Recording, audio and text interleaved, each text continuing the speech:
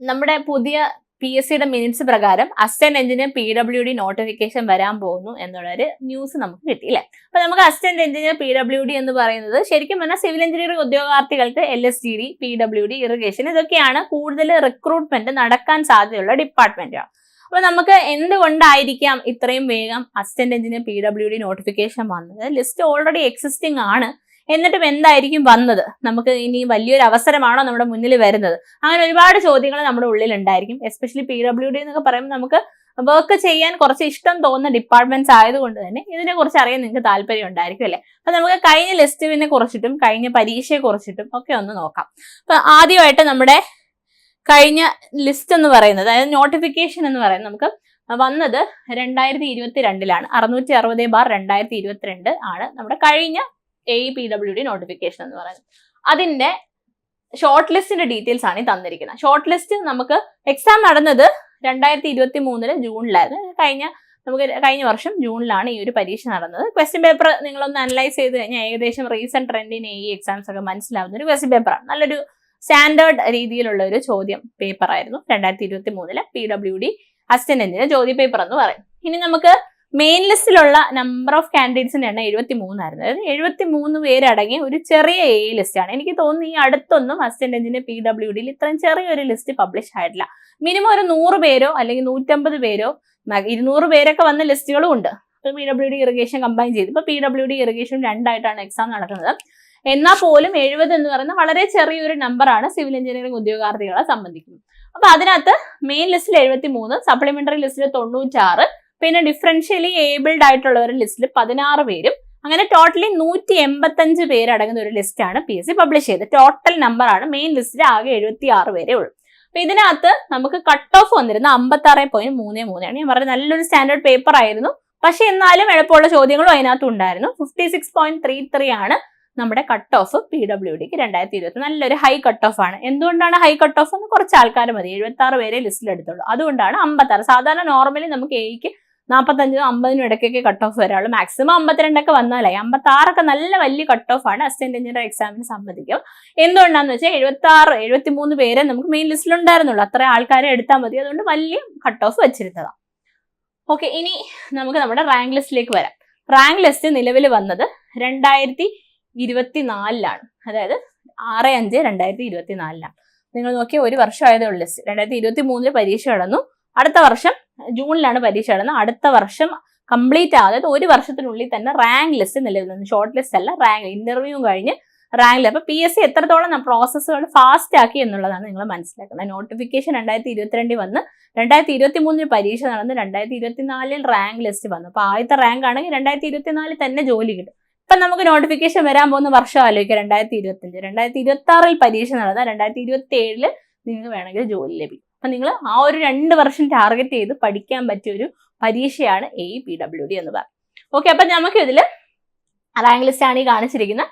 Rank ലിസ്റ്റിൽ ആദ്യ rank നേടിയ ആൾക്കാരൊക്കെയാണ് കാണിച്ചിരിക്കുന്നത്. നോക്കിക്കോളൂ, നമുക്ക് ഒരുപാട് 94 ഒക്കെയാണ് റേഞ്ചിൽ ഫസ്റ്റ് റാങ്ക്സ് വന്നിരിക്കുന്നത്.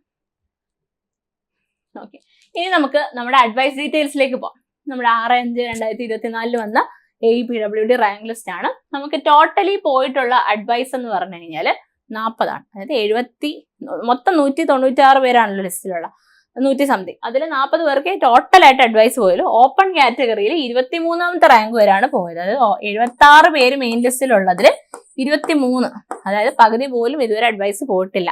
ആ ഒരു സാഹചര്യത്തിലാണ് PSC എന്ത് ചെയ്യുന്നത്, വീണ്ടും ഒരു നോട്ടിഫിക്കേഷൻ വരാൻ പോകുന്നു എന്നുള്ള ന്യൂസ് വന്നു.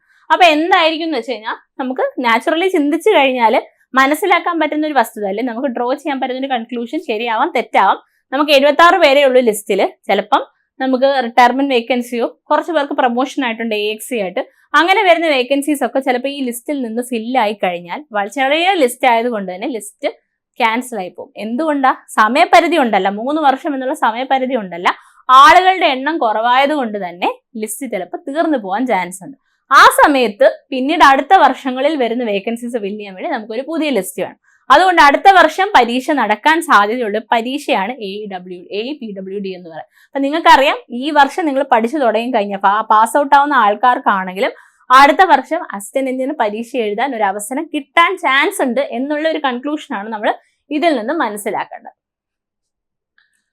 ഓക്കെ, അപ്പൊ ഇത്രയുമാണ് നമുക്ക് PWD AE കുറിച്ച് പറയാനുള്ളത്. അപ്പൊ ഏറ്റവും നിങ്ങൾക്ക് അറിയാം, നമുക്ക് സിവിൽ എഞ്ചിനീയറിംഗ് എക്സാംസ് എന്ന് പറഞ്ഞ LSCD തീർന്നു, ഹൗസിംഗ് ബോർഡ് വന്ന 2 വേക്കൻസി ഉള്ളൂ, നമുക്ക് ഈ വലിയ അവസരങ്ങളൊന്നും വരാനില്ല എന്ന് പറഞ്ഞ് നമ്മൾ മടിച്ചു നിന്ന ഒരു സമയത്താണ് നമുക്ക് ഈ ഒരു വലിയൊരു ഓപ്പണിംഗ് വരുന്നത്. 76 പേര് അടങ്ങിയ ലിസ്റ്റ് നമുക്ക് തീരുകയാണെങ്കിൽ പുതിയ ലിസ്റ്റ് വേണം. ആ ലിസ്റ്റിന് വേണ്ടിയിട്ടാണ് അവർ നോട്ടിഫിക്കേഷൻ വരുത്തിയിട്ടുള്ളത്. സോ ശക്തമായി പഠിച്ചു കഴിഞ്ഞാൽ നല്ല റാങ്കോട് കൂടി PWDയിൽ അസിസ്റ്റന്റ് എഞ്ചിനീയർ ആവാൻ നിങ്ങൾക്ക് സാധിക്കും. ഇനി PWD അസിസ്റ്റന്റ് എഞ്ചിനീയർ ആവും, അതിന്റെ കൂടെ തന്നെ SSC വരും, RRB JE വരും, പിന്നെ നമുക്ക് വേറെ ഏതെങ്കിലുമൊക്കെ ചെറിയ ചെറിയ ഡിപ്പാർട്ട്മെന്റ്സിൽ ഇനി നോട്ടിഫിക്കേഷൻ വരാൻ ചാൻസ് ഉണ്ട്. അപ്പൊ AE PWD തീരുമ്പോഴത്തേക്ക് ഇറിഗേഷൻ വരും, AE ഇറിഗേഷനിലേക്ക് വിളിക്കാൻ ചാൻസ് ഉണ്ട്. അപ്പൊ ഇങ്ങനെ അവസരങ്ങൾ വന്നുകൊണ്ടേയിരിക്കും. ആ സമയം എത്തുമ്പോൾ പഠിക്കുക എന്നുള്ളതല്ല, മുന്നേ പഠിച്ചു തുടങ്ങുക എന്നുള്ളതാണ് വിജയത്തിലേക്കുള്ള ഏറ്റവും കുറുക്കു വഴി എന്ന് പറയാം. അപ്പൊ നിങ്ങൾക്ക് ലോങ് ടേം ആയിട്ട് പഠിക്കാനാണെങ്കിൽ സിവിൽ ഫൗണ്ടേഷൻ കോഴ്സ് അവൈലബിൾ ആണ്. അതായത് ജസ്റ്റ് പാസ് ഔട്ട് ആയ ആൾക്കാർ, ഇതുവരെ ഒബ്ജക്റ്റീവ് എക്സാംസ് അല്ലെ സ്റ്റേറ്റ് PSC സെൻട്രൽ ഗവൺമെന്റ് എക്സാംസോ എഴുതിയിട്ടില്ലാത്ത ആൾക്കാരാണെങ്കിൽ അവർക്ക് ഈ ഡിസ്ക്രിപ്റ്റീവ് എക്സാമിൽ നിന്ന് ഒബ്ജക്റ്റീവ് എക്സാമിലേക്ക് സ്വിച്ച് ചെയ്യേണ്ടത് എങ്ങനെയാണ് എന്നുള്ള ഐഡിയ പോലും കാണത്തില്ല. നമ്മൾ ഡിസ്ക്രിപ്റ്റീവ് എക്സാം എഴുതിയ പോലെയോ ഡിസ്ക്രിപ്റ്റീവ് എക്സാമിന് പഠിച്ച പോലെയോ അല്ല ഒബ്ജക്റ്റീവ് എക്സാമിന് പഠിക്കണം. ആ വസ്തുത നമ്മൾ മനസ്സിലാക്കി എടുക്കുകയാണെങ്കിൽ ഈ ഒരു സ്വിച്ചിങ് പ്രോസസ്സ് നമുക്ക് ഒറ്റയ്ക്ക് ചെയ്യുമ്പോൾ ബുദ്ധിമുട്ടാണ്. അപ്പൊ നിങ്ങൾക്ക് ഈ സ്വിച്ചിങ് പ്രോസസ്സ് തൊട്ട് വരുന്ന എക്സാംസിനൊക്കെ ഒരു 2 വർഷ കാലത്തേക്ക് വരുന്ന എക്സാംസിനൊക്കെ ഒറ്റയ്ക്ക് നിങ്ങൾക്ക് ക്രാക്ക് ചെയ്യാനായിട്ട് ഒരു ഹെൽപ്പിംഗ് ആയിരിക്കും ഈ ഒരു സിവിൽ എഞ്ചിനീയറിംഗ് ഫൗണ്ടേഷൻ കോഴ്സ്. അപ്പോൾ സിവിൽ എഞ്ചിനീയറിംഗ് ഫൗണ്ടേഷൻ കോഴ്സ് എന്ന് പറയുന്നത് വരുന്ന എല്ലാ എക്സാംസിനും നിങ്ങൾക്ക് യൂസ്ഫുൾ ആവുന്നതാണ്. സോ സിവിൽ എഞ്ചിനീയറിംഗ് ഫൗണ്ടേഷൻ കോഴ്സിന്റെ ഡീറ്റെയിൽസ് കൂടുതൽ അറിയാനായി താഴെ ഫോം ഫില്ല് ചെയ്യുക, അതല്ലെങ്കിൽ സ്ക്രോൾ ചെയ്ത് പോകുന്ന നമ്പറിൽ കോൺടാക്ട് ചെയ്യുക.